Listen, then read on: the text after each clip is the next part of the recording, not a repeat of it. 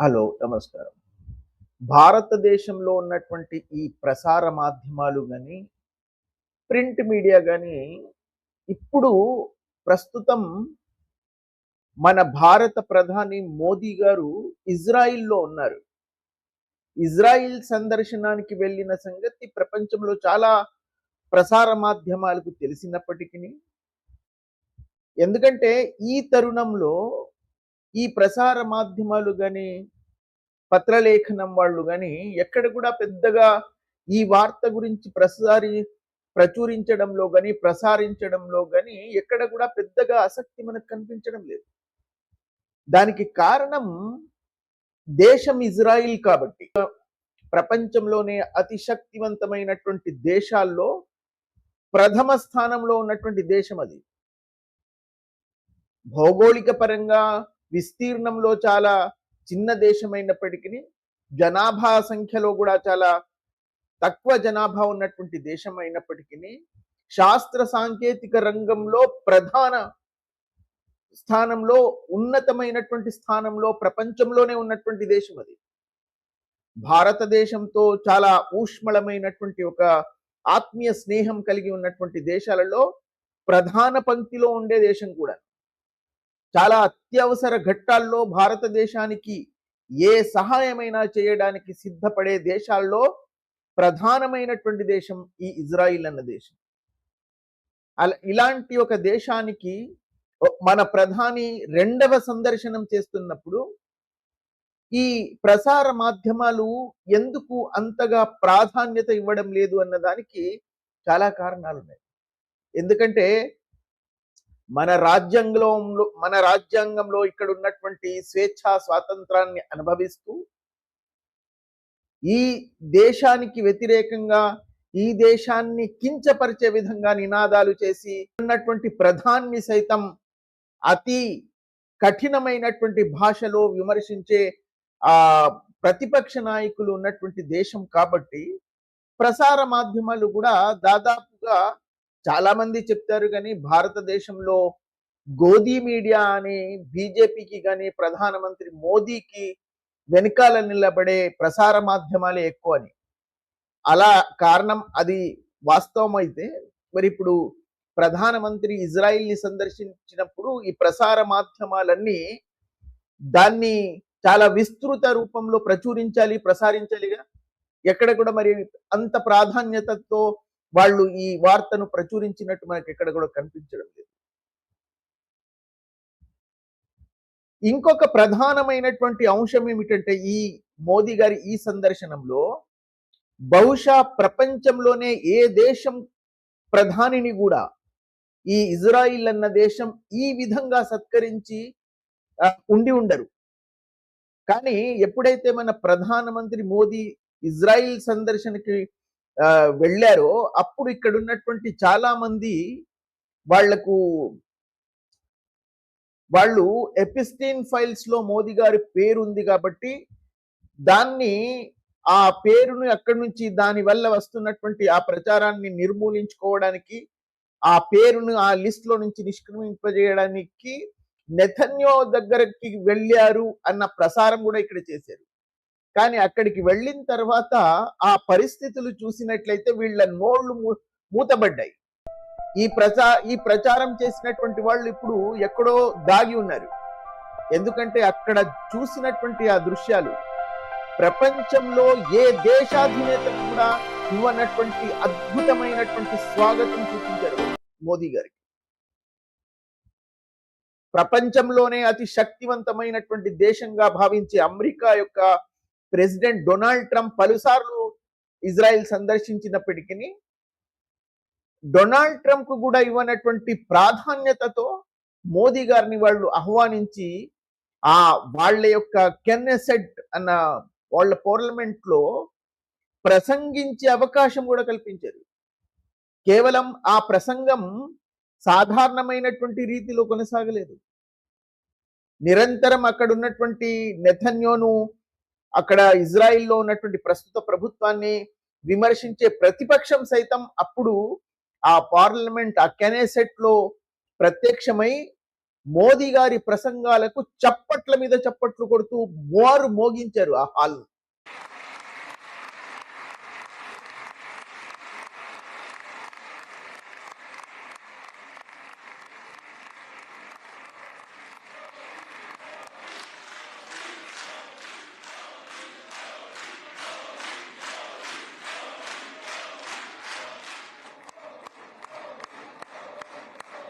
అంత అద్భుతమైనటువంటి స్వాగతం బహుశా ప్రపంచంలో ఏ దేశం కూడా ఏ దేశాధినేతకు చేసి ఉండరన్నది వాస్తవం.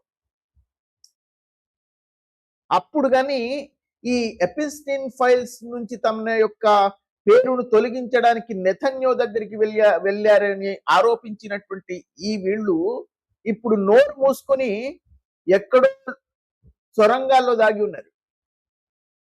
వాళ్ళు ఆ దృశ్యాలను చూసి సహించలేకపోతున్నారు.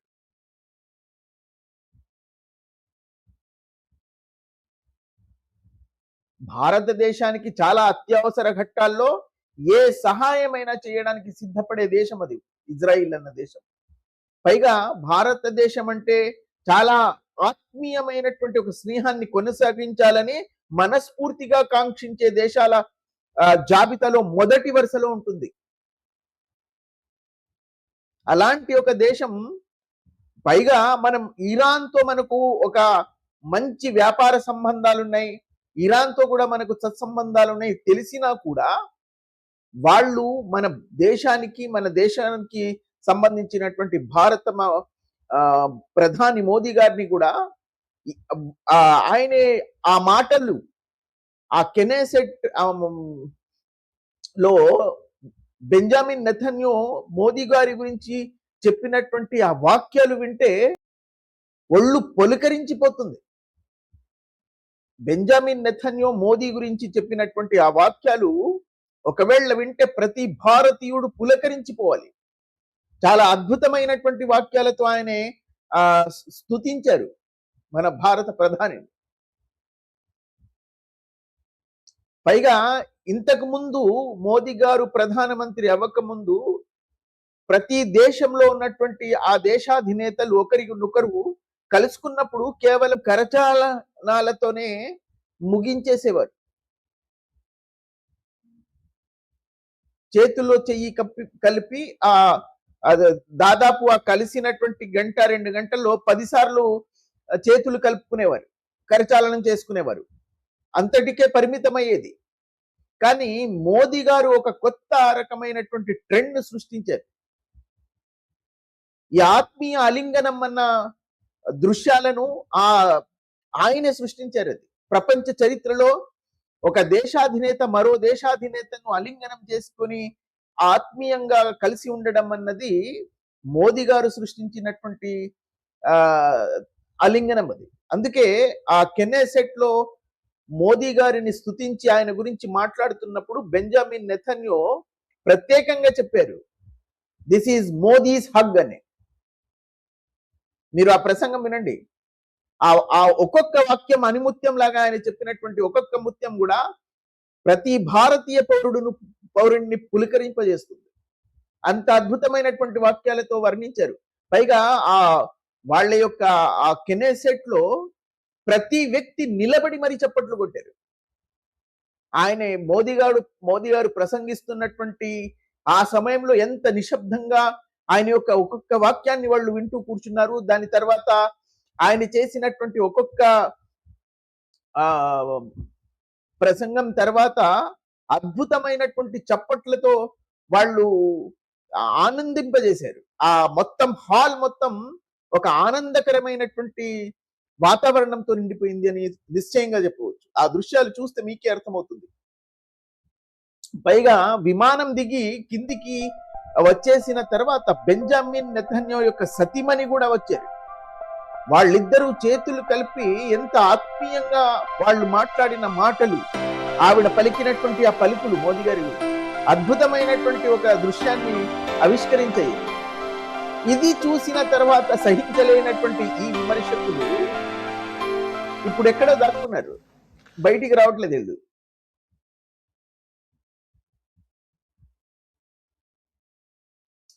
నెతన్యో ఆ కెనెసెట్ లో ప్రసంగించి మోదీ గారి గురించి చెప్పినటువంటి వాక్యాలను మీరు శ్రద్ధగా వినండి.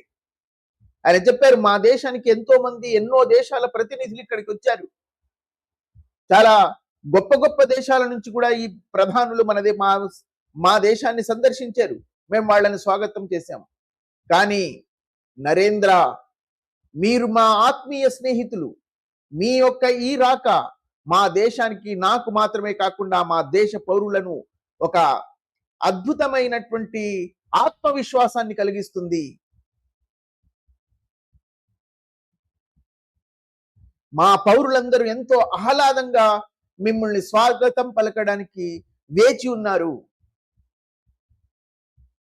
మనస్ఫూర్తిగా వాళ్ళు చిరునవ్వులతో మిమ్మల్ని ఒక్కొక్క పౌరుడు కూడా మనస్ఫూర్తిగా చిరునవ్వుతో మిమ్మల్ని స్వాగతం పలకడానికి వరుసలో నిలబడి ఉన్నారు. మీ యొక్క రాక మా దేశానికి కలిగించినటువంటి ఆత్మవిశ్వాసానికి హద్దులు లేవు. ఇంత అద్భుతమైనటువంటి వాక్యాలతో ప్రశంసించినటువంటి నెతన్యో ప్రపంచంలో బహుశా ఏ దేశాధినేతను కూడా, ఇంకొకటి ఏ ఆఫ్రికన్ రాజ్యాల్లోనూ వెళ్తే వాళ్ళు మనల్ని స్వాగతించినటువంటి దృశ్యాలను చూస్తే అది ఆశ్చర్యపోనవసరం లేదు. ఎందుకంటే కొంచెం భారతదేశం కంటే చాలా చిన్న రాజ్యాలు. కానీ ఇజ్రాయిల్ అలాంటిది కాదు. ప్రతి విషయంలోనూ, ఆయుధాల బలంలోనూ, శాస్త్ర సాంకేతిక రంగంలో ప్రపంచంలోనే ప్రధానమైనటువంటి స్థానంలో ఉన్నటువంటి దేశం అది. చాలా శక్తివంతమైనటువంటి దేశం.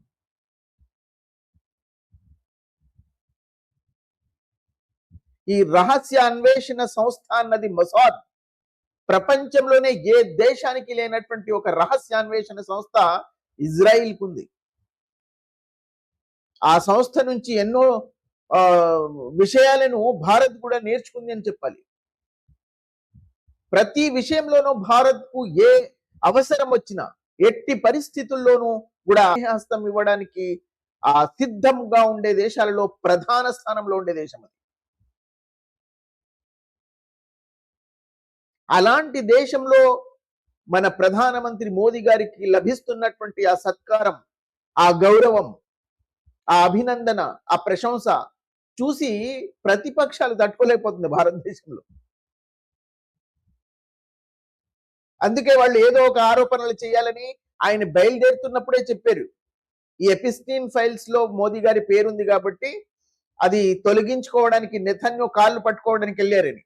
కానీ అక్కడ చూసినటువంటి దృశ్యాలు వీళ్ళ ముఖం నల్లగా మారిపోయింది.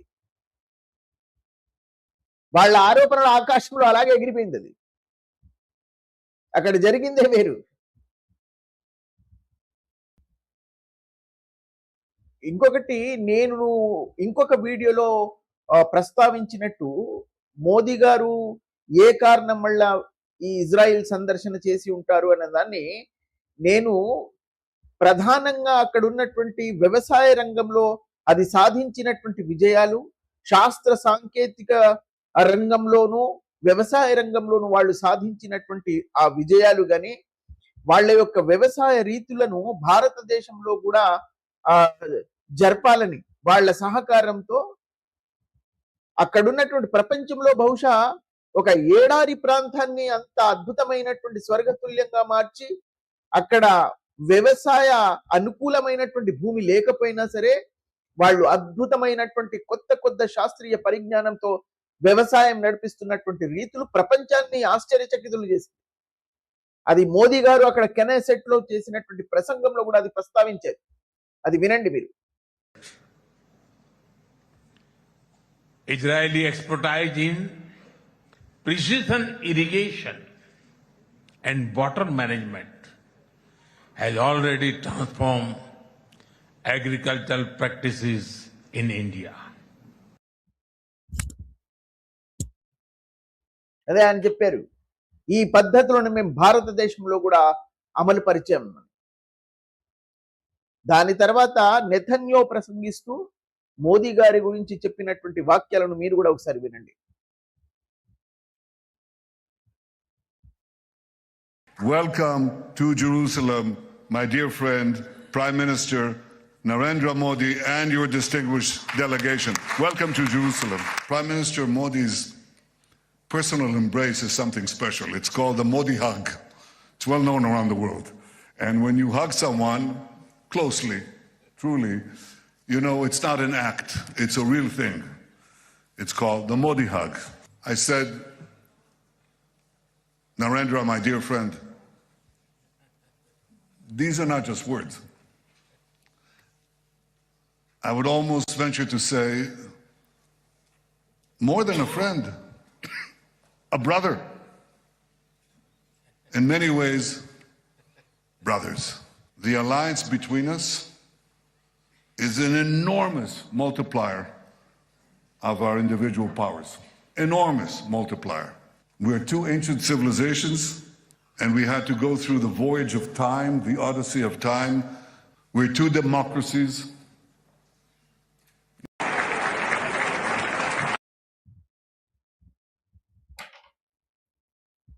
అదే చెప్పారు.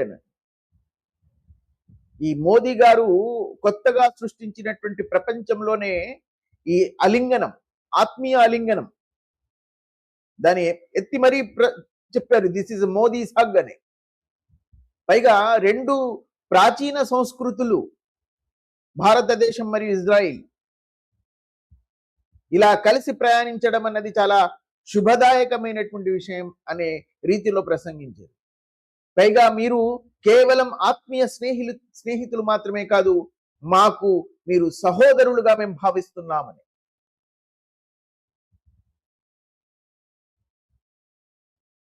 ఆయన నెతన్యో ఎందుకు ప్రత్యేకంగా మోదీ హగ్ అని చెప్పారంటే, ప్రధానమంత్రి మోదీ ఈ విదేశీ సందర్శనాలు జరిపినప్పుడు ఈ పరంపరాగతమైనటువంటి అన్ని రీతులను పక్కకు పెట్టేసి ఆయన ఒక కొత్త రకమైనటువంటి ఆత్మీయ అలింగనాన్ని సృష్టించారు. అది అంతవరకు లేదు. బహుశా మీరు ఆ మోదీ గారి కంటే ముందు ఉన్నటువంటి ప్రధానమంత్రుల గాని, ఆ దేశాధినేతల యొక్క సందర్శనం చూసినట్లయితే కేవలం కరచాలనంతో మాత్రమే ఆగిపోయేది.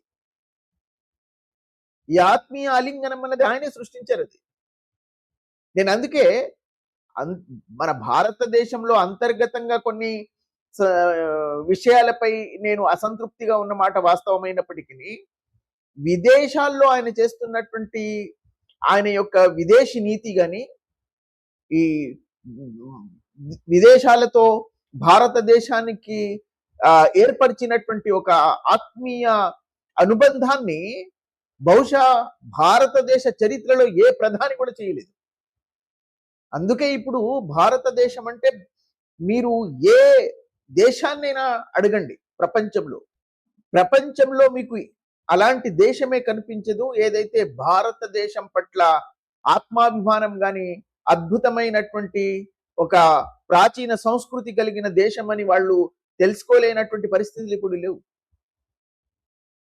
ఇంకొకటి, రాబోయే కాలంలో ప్రధానమైనటువంటి అతి ఉన్నతమైనటువంటి స్థానంలోకి వెళ్ళగలుగుతున్నటువంటి దేశాల పట్టికలో ప్రధాన స్థానంలో భారతదేశం ఉంది అని ప్రపంచంలో చాలా దేశాలకి తెలుసు.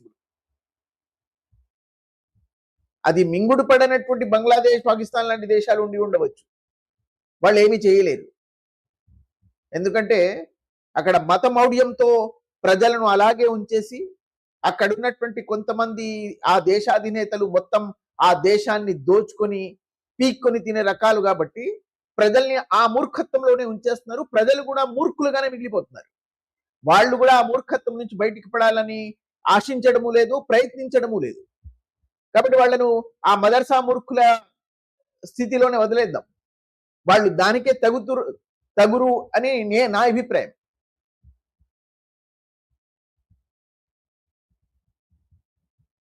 ప్రత్యేకంగా పాకిస్తాన్ లో ఉన్నటువంటి మదర్సా మూర్ఖులు వాళ్ళు 10 జన్మలెత్తినా కూడా ఆ మూర్ఖత్వం నుంచి వాళ్ళు బయటికి రాలేరు.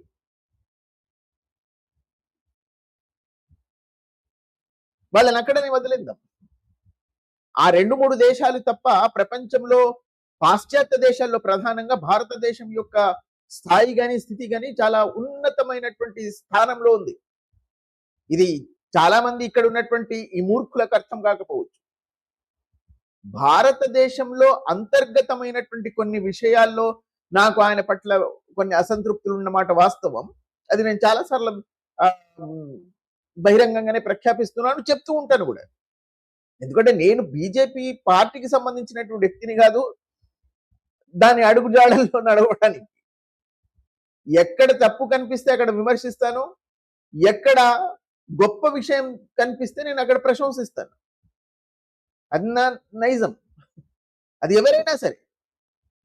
సరే, ఇప్పుడు ప్రతిపక్షాల్లో కూడా ఏదైనా వాళ్ళు గొప్ప విషయాన్ని సాధించినట్లయితే వాళ్ళని కూడా ప్రశంసిస్తాం. కానీ అలాంటివి మనకు భూతద్దం పట్టి వెతికినా కూడా ఎక్కడ కూడా కనిపించవు. ఎందుకంటే వాళ్ళు దానికే పరిమితం అయిపోయారు.